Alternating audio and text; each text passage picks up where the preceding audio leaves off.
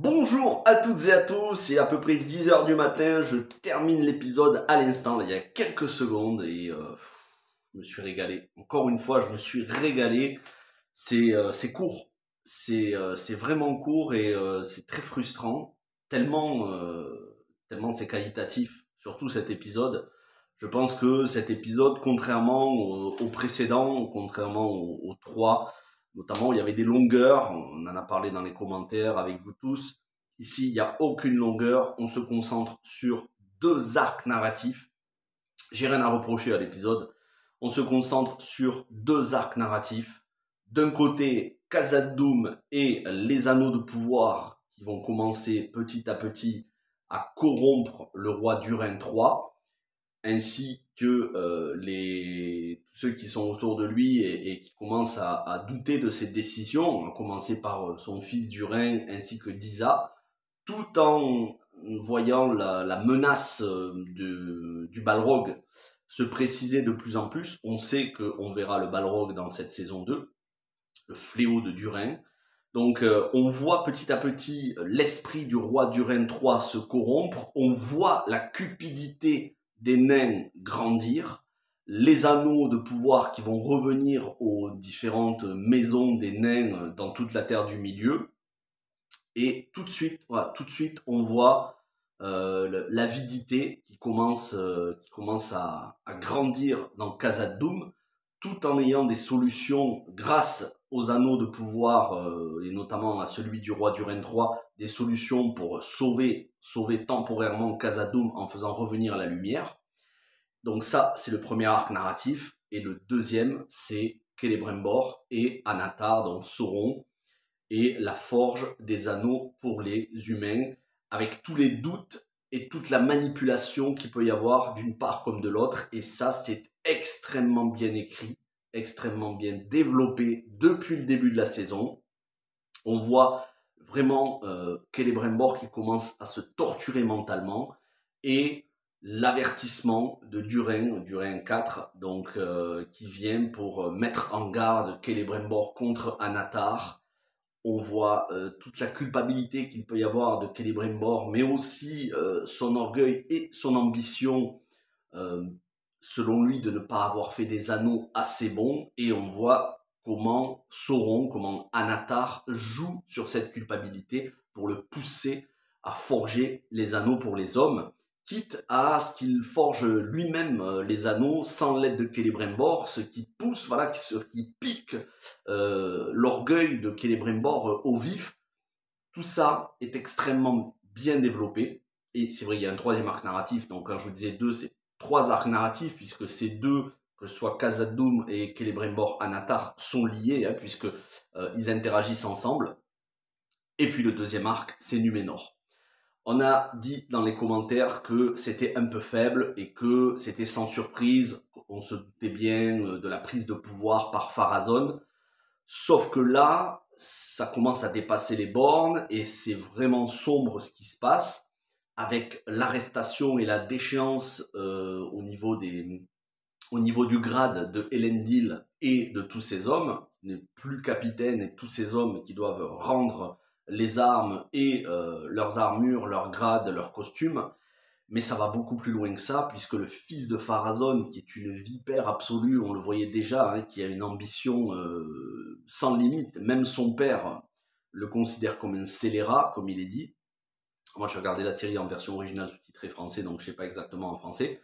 Euh, le fils donc de Pharazôn, appuyé par Éarienne, la fille d'Elendil, donc qui trahit son père, soi-disant au nom de son frère pour venger la mémoire de Isildur.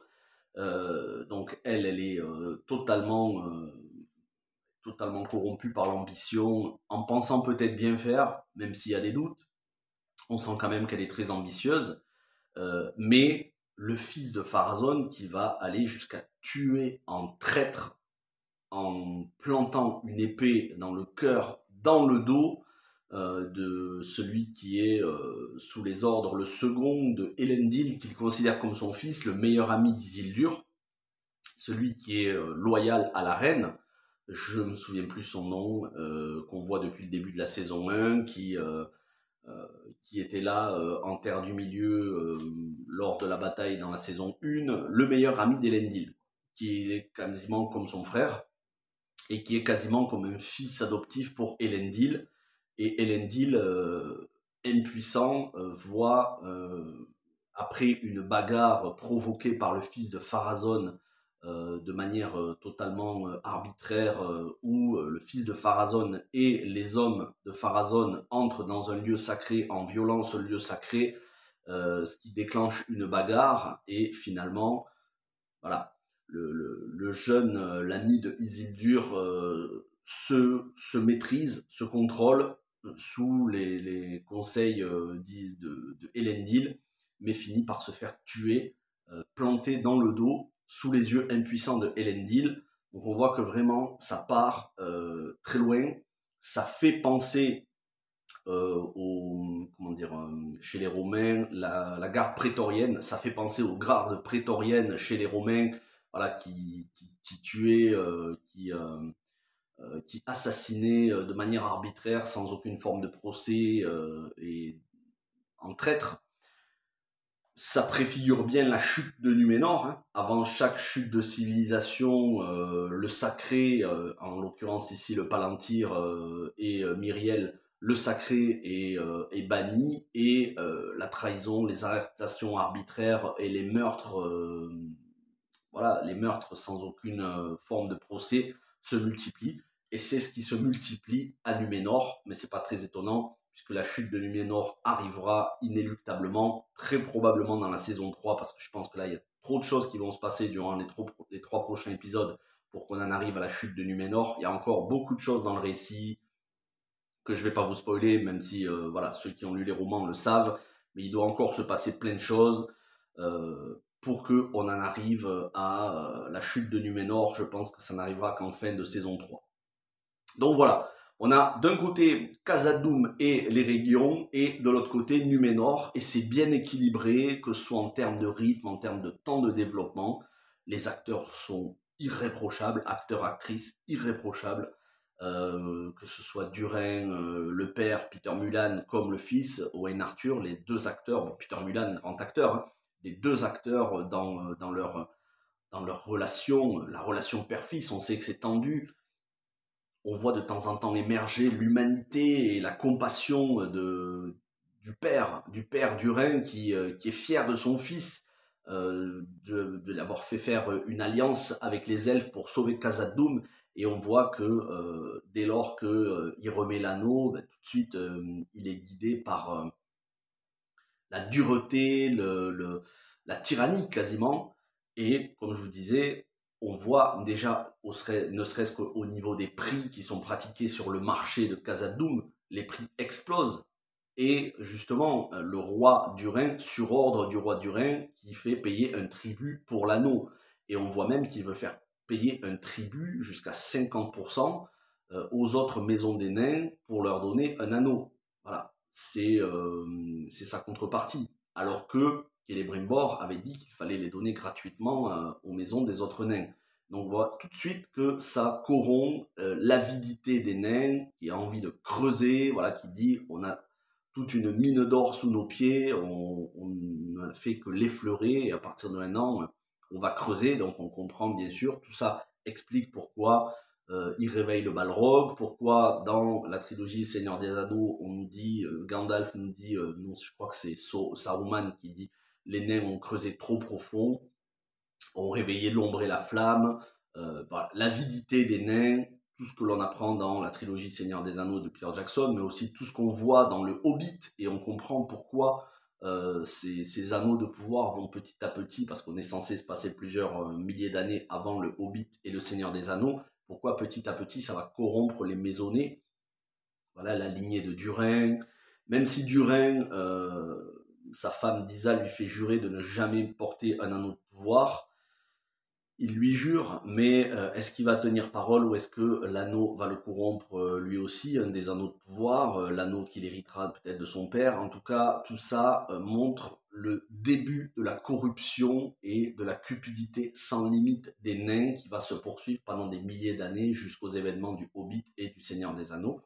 c'est extrêmement bien écrit, c'est extrêmement cohérent et c'est surtout fidèle à l'univers Tolkien que l'on a dans les livres. Donc encore une fois, tous les rageux, de toute façon, l'avis des rageux m'importe peu, ils n'ont pas leur place sous ces vidéos dans les commentaires, mais quand je vois l'acharnement sur cette série, l'acharnement de gens qui ne connaissent pas l'univers Tolkien, qui ne connaissent pas grand-chose et qui se disent spécialistes de l'univers Tolkien, qui sont spécialistes de l'univers Tolkien, comme moi je suis spécialiste de la monarchie britannique, c'est-à-dire j'y connais pas grand-chose.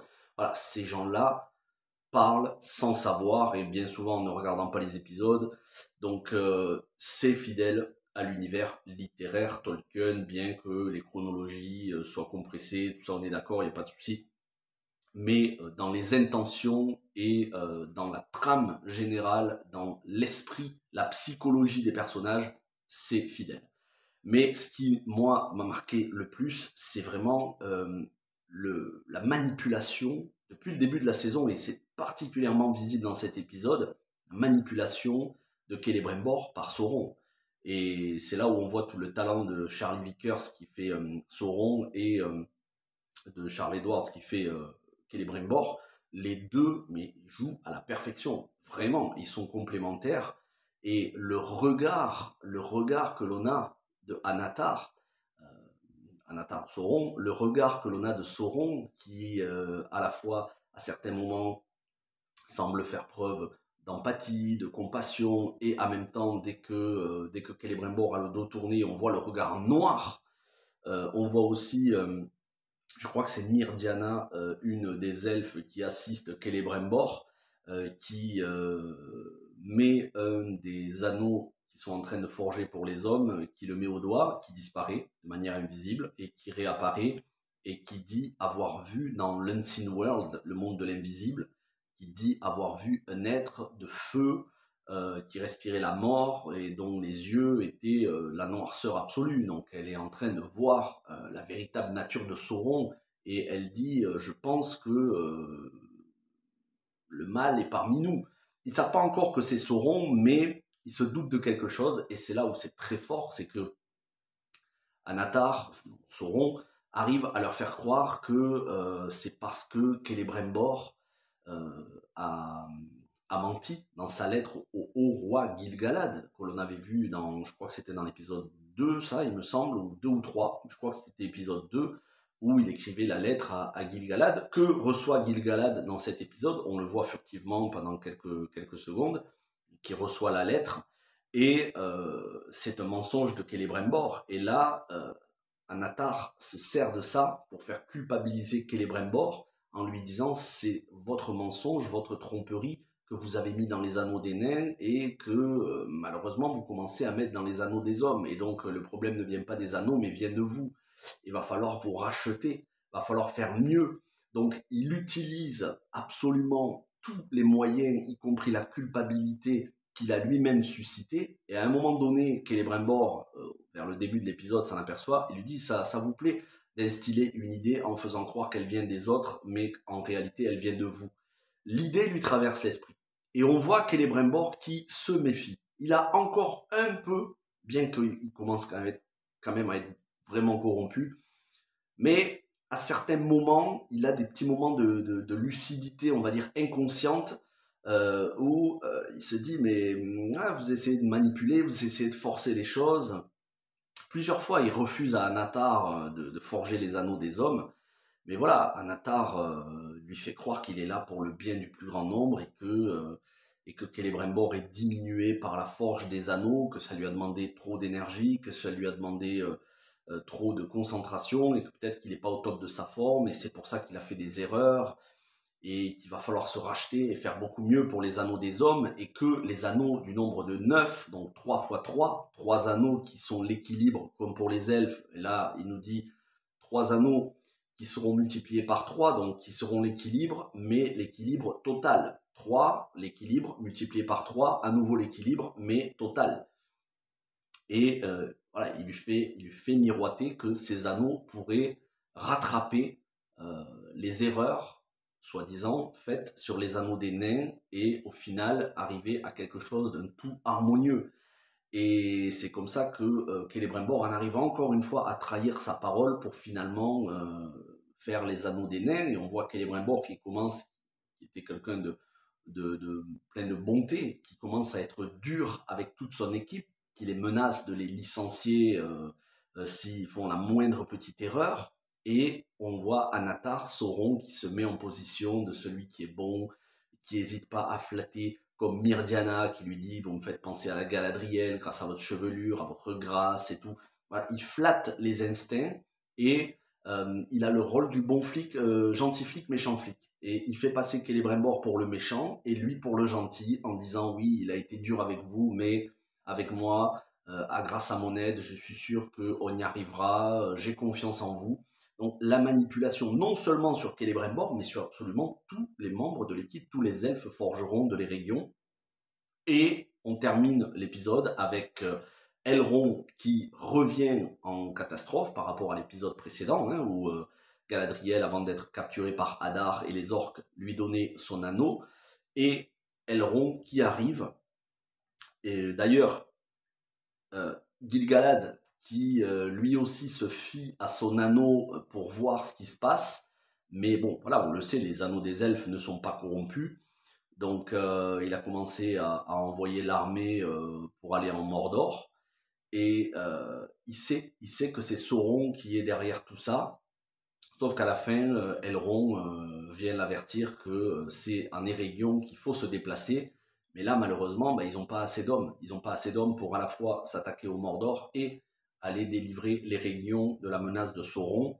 Et on termine l'épisode, je suis très content, en retrouvant Galadriel et Hadar. Mais surprise, moi je pensais que ce serait Galadriel qui proposerait un marché à Hadar, de combattre ensemble Sauron, mais c'est Hadar qui lui propose, il dit je vous ai non pas capturé, mais je vous ai pris avec moi pour vous proposer une alliance, puisque nous avons un ennemi commun. Donc on voit quand même que Hadar, c'est pas quelqu'un de fondamentalement mauvais, c'est quelqu'un de bon, qui bien évidemment est là quand même, qui est bon, mais qui est bon avec les orques. Donc son objectif principal, c'est de sauver les orques et de tuer Sauron. Mais il est intelligent et il est prêt à passer par-dessus toutes les menaces que lui avait fait Galadriel en saison 1. Voilà, il est prêt à s'allier, voilà, l'ennemi de mon ennemi est mon ami. Il l'a bien compris, il est prêt à faire alliance avec Galadriel et les elfes du Lindon contre Sauron qui est en Erégion, et ça, Hadar, il l'a bien compris. Donc, très très bonne chose, parce que on va très probablement terminer l'arc Sauron. Ce sera probablement pas le prochain épisode, mais sûrement les 2 derniers épisodes, ça sera mêlé à d'autres arcs narratifs. On va terminer comment? Avec une alliance entre les elfes du Lindon qui sont restés au Lindon, donc Gil-galad, Elrond, Galadriel et d'autres qui vont finalement s'allier avec Hadar, rentrer en Erégion pour essayer de chasser Sauron. Ça va faire un carnage. Je vous dis pas ce qui devrait arriver à Celebrimbor, ce qui arrivera à Celebrimbor, parce que bon, je ne veux pas vous spoiler, mais si vous avez lu les romans, vous savez.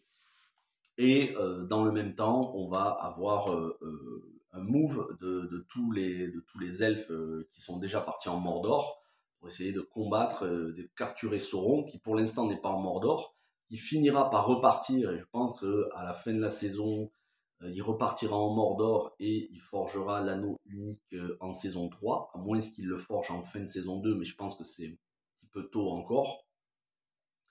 Donc ça devrait se terminer par une tragédie en Erégion, des elfes en Mordor qui vont avoir besoin de l'appui des hommes de Numénor notamment, et pour ce qui est de Khazad-dûm, donc des nains, ça devrait se terminer par la révélation, on va dire au grand jour, entre guillemets, du Balrog qu'il y a, parce que là clairement on a senti son souffle et on a entendu son rugissement. Ça devrait conclure pour cette saison l'arc narratif des nains et de l'Erégion et des elfes. Et pour Numénor, probablement une alliance avec les elfes pour aller combattre Sauron en Mordor. Ce qui se fera sûrement en saison 3, mais voilà. ça va être sûrement amorcé en fin de saison 2 et ce sera bien développé en saison 3. Il faut qu'on y arrive, il faut qu'on arrive à ce que les elfes et les hommes de Numénor aillent essayer de vaincre Sauron et au moins de le capturer pour qu'on puisse avoir le reste des événements. Donc il y a encore beaucoup de choses à faire. Déjà, on commence à, notamment Anatar commence à parler des 9 porteurs des anneaux, donc ceux qui vont devenir les Nazgûl. Il est dit de Numénor jusqu'au Rhûn. Donc il faut trouver des hommes qui soient nobles. Voilà, tout ce qu'on a dans la description au tout début de la communauté de l'anneau de Peter Jackson, ce qu'on a au début. C'est-à-dire qui donne les anneaux de pouvoir à des hommes nobles, de grands rois. Donc on va avoir les Nazgûl, en tout cas les rois qui vont devenir des Nazgûl. On les aura très probablement à partir de la saison prochaine.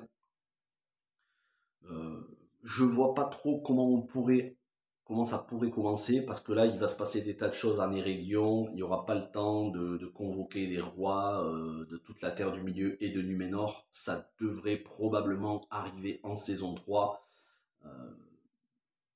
Ouais, ça sera développé en saison 3 jusqu'à la chute de Numénor, probablement à la fin de la saison 3. Donc je suis extrêmement satisfait de cet épisode, mais que c'était court, parce que quand on enlève le générique, il y en avait pour à peu près 55-57 minutes, un peu moins d'une heure.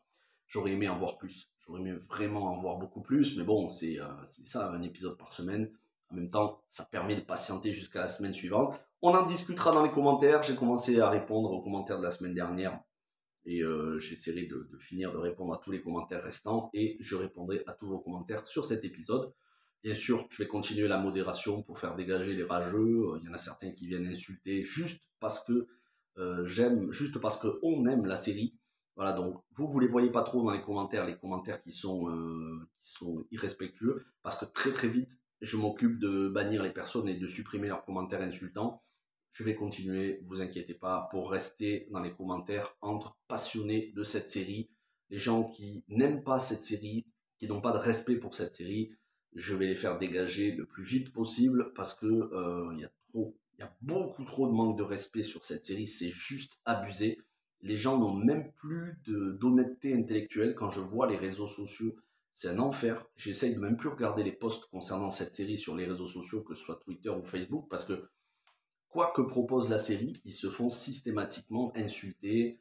Euh, c'est une honte, c'est écœurant à un moment donné. C'est une telle mauvaise foi, une telle malhonnêteté, un tel manque de respect. Même moi, il y a des séries que j'aime pas, je vais pas aller chaque semaine, chaque jour m'acharner. Non, si vous aimez pas, ne regardez pas. Si vous n'aimez pas, ne regardez pas. Personne ne vous oblige à regarder. En tout cas, pour l'instant, c'est 5 épisodes, et donc c'est la majorité de la saison pour l'instant. Je ne suis absolument pas déçu. C'est plus sombre que la saison 1, clair, hein, la saison 1 était plutôt lumineux, encore naïf. Là, on est sur du sombre, notamment cet épisode qui est le plus sombre des 5. Mais c'est très bien parce qu'on commence à voir les effets des anneaux de pouvoir et la corruption de Sauron en Terre du Milieu, avec les futures tragédies et les futures alliances. Un petit mot sur Elendil. Voilà, Elendil qui, en touchant le Palantir dans l'épisode 3, il me semble, a eu une vision qu'il raconte à Myriel. Je pense que sa vision, c'est quand il est en Terre du Milieu et qu'il a quitté Numénor après sa chute, et qu'il est en Terre du Milieu pour aller fonder avec ses fils Anarion et Isildur, l'Arnor et le Gondor. Donc ça arrivera, mais à mon avis, saison 4. Je pense que c'est la vision qu'il a eue, mais tout ça reste encore à préciser, parce que finalement, Elendil, on a surtout vu la chute d'Elendil, en tout cas l'arrestation et la déchéance d'Elendil en termes de responsabilité, de grade. Mais on n'a pas tant parlé que ça de son futur. C'est vrai que il y a encore sur Anarion notamment, on n'en parle pas assez. Je pense que ça va se préciser dans les prochains, peut-être la saison prochaine. Mais Anarion, le frère d'Isildur, il a quand même un rôle important. C'est un des 2 fondateurs en Terre du Milieu voilà, de l'Arnor et Isildur du Gondor. Et ça, on va le voir, hein, puisque ça doit arriver. Normalement, la série se terminera avec la scène d'introduction de la communauté de l'anneau, c'est-à-dire la dernière bataille des elfes et des hommes contre Sauron, avec Isildur qui tranche la main, tranche les doigts et qui récupère l'anneau unique. C'est comme ça que devrait se terminer en toute logique la série. Donc il faut qu'ils arrivent en Terre du Milieu, il faut qu'ils fondent l'Arnor et le Gondor, même si toutes les chronologies sont compressées. Oubliez tout de suite, normalement tout ça se déroule sur des siècles, voire des milliers d'années, tout ça va être compressé, mais on devrait arriver à la fin de la série avec la dernière bataille des elfes et des hommes face à Sauron en armure, avec la mort de Elendil et Gil-galad et triomphe d'Isildur sur Sauron. C'est ce qu'on devrait avoir en toute logique d'ici la fin de la série, donc il va falloir quand même qu'ils mettent un coup d'accélérateur sur l'intrigue sur Isildur qui a patiné l'épisode précédent. Même si j'ai bien aimé, j'aime bien l'acteur Maxime Baldry, joue très bien Isildur. Il va falloir quand même se bouger un petit peu sur ce perso. Je pense que quand les hommes de Numénor viendront en Terre du Milieu pour combattre Sauron, voilà, ils retrouveront Isildur. C'est vrai que ça patine un peu sur certains arcs narratifs, mais les arcs narratifs qu'on a eus aujourd'hui étaient très bien gérés. Voilà ce que je pouvais vous dire. Merci à tous d'avoir regardé cette vidéo. Je pense qu'elle arrivera sur la chaîne entre midi et 2. Le temps de... Et la connexion internet chez moi, c'est un enfer. Donc voilà, le temps d'uploader la vidéo, vous devriez l'avoir aux alentours de midi 13h. Merci à toutes et à tous. Bon jeudi, bon week-end. À très vite.